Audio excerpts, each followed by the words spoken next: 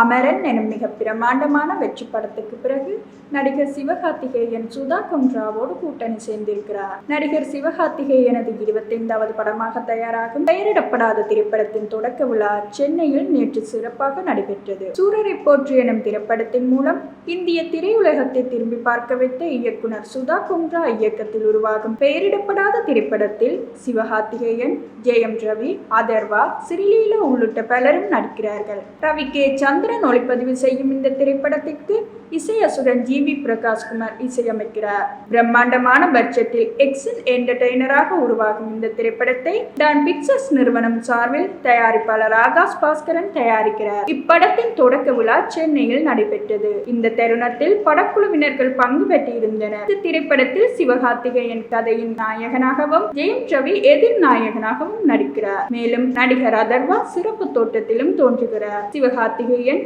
ஜெயம் ரவி, சுதா கொன்ரா ஆகியோர் முதன்முறையாக கூட்டணி அமைத்திருப்பதால் இப்படத்திற்கு பெரும் எதிர்பார்ப்பு ஏற்பட்டிருக்கிறது. இந்த நிலையில் சிவகார்த்திகேயன் தனது 23வது படத்தை A.R. முருகதாசும் 24வது படத்தை சிவி சக்கரவர்த்தியும் இயக்கி வருகின்றமை குறிப்பிடத்தக்கது.